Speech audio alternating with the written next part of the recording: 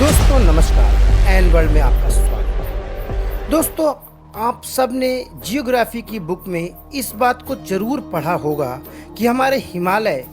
जो कि दुनिया का सबसे हाईएस्ट माउंटेन रेंज है और सबसे इसे यंगेस्ट माउंटेन रेंज भी कहा जाता है। दोस्तों, आपने इस बात को पढ़ा होगा कि हमारे हिमालय की ऊंचाई दिन ब दिन बढ़ती चली जा रही है। पूरे दुनिया भर के वैज्ञानिक यानी जियोलॉजिस्ट हिमालय पर रिसर्च करने के लिए आते हैं, क्योंकि ये दुनिया का सबसे यंगेस्ट माउंटेन है और इसके जरिए ही वैज्ञानिक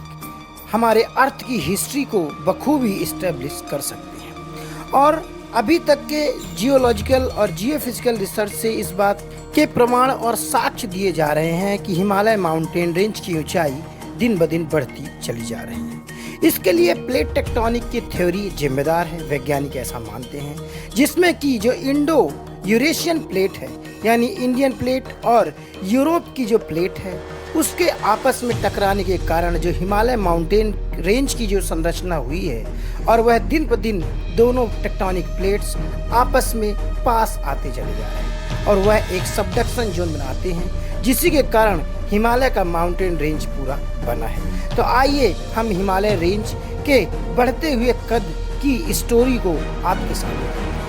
दोस्तों, आप देख रहे हैं एन वर्ल्ड न्यूज़। कृपया हमारे चैनल को सब्सक्राइब, ज्वाइन और शेयर जरूर कर दें। दोस्तों, हिमालय की ऊंचाई अब भी दिन ब दिन बढ़ती चली जा रही है और इसके लिए जिम्मेदार हैं इंडियन यानी भारतीय प्लेट और यूरेशियन टेक्टोनिक प्लेट, और इन्हीं के आपस में टकराव से ही हिमालय का निर्माण हुआ है और इसीलिए दुनिया में सबसे ज़्यादा भूकंप इन्हीं क्षेत्र में आते हैं। दोस्तों, 1905 का कांगड़ा अर्थक्वेक हो या हाल ही में 2015 का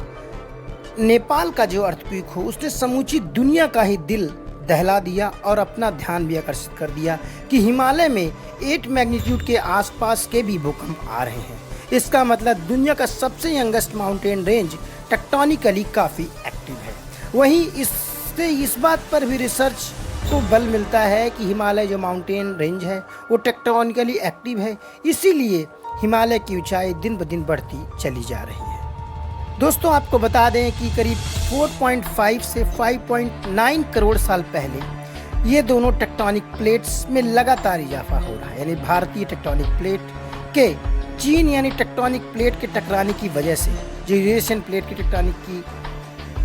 प्लेट के आपस में टकराव के कारण हिमालय रेंज की संरचना हुई है और दोनों के टकराव से ही यहाँ पर भूकंप आए दिन आते ही रहते हैं।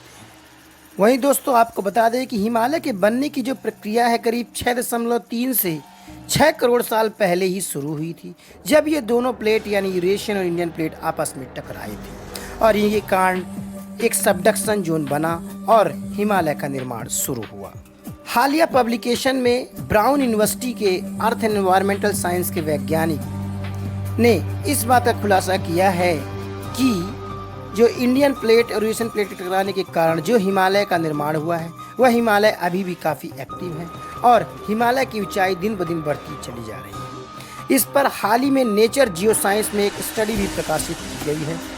इस स्टडी के मुताबिक हिमालय ने करीब 60% ऊंचाई महाद्वीपों के प्लेट्स के टकराने के पहले ही हासिल कर ली। हालांकि इसके प्रमुख जो वैज्ञानिक हैं उनका मानना है कि उनकी स्टडी के आसपास यानी हिमालय के आसपास का जो वातावरण है उसको समझने में उनकी स्टडी एक महत्वपूर्ण भूमिका निभा भी सकती है। दोस्तों, हिमालय के पहाड़ों की औसतन जो ऊंचाई है जो मिडिल रेंज में है उनकी ऊंचाई करीब 20,000 फीट बताई जाती है, जबकि दुनिया का सबसे ऊंचा माउंटेन एवरेस्ट जिसकी ऊंचाई करीब 29,032 फीट है। वैज्ञानिक के पास पहाड़ों की ऐतिहासिक ऊंचाई मापने के कई तरीके हैं और इसका एक तरीका है ट्रिपल ऑक्सीजन और ट्रिपल जंक्शन एनालिसिस, जो कि ग्लोबल पोजिशनिंग सिस्टम के जरिए भी वह लोग इसकी ऊंचाई मापते हैं, यानी अल्टीमीटर के माध्यम से इस पे जो भी ऊंचाई में बदलाव आ रहे हैं उनको भी बखूबी वैज्ञानिक मापते रहते हैं। दोस्तों, आपको बता दें कि इस स्टडी की वजह से कई तरह के मौसम परिवर्तन की भी स्टडी की जा सकती है, यानी इसमें जो भी डेटा वैज्ञानिकों ने एनालिटिक्स फैक्ट्स समूची दुनिया के सामने रखे हैं, इसी से हम मौसम विज्ञान यानी जो यहाँ के क्लाइमेट चेंज की स्टडीज़ को भी बखूबी बल देता है, जिसमें कि पूर्वी और दक्षिण एशियाई मानसून सिस्टम भी इस रिसर्च में शामिल हैं। यानी कई तरह के मल्टी डिसिप्लिनरी डेटा को एनालाइज करके वैज्ञानिकों ने यह निष्कर्ष निकाला है कि हिमालय की ऊंचाई दिन ब दिन बढ़ती चली जा रही है। दोस्तों, ये इन्फॉर्मेशन और रिसर्च आर्टिकल आपको कैसा लगा, कृपया करके कमेंट करके ज़रूर बताएं। नमस्कार।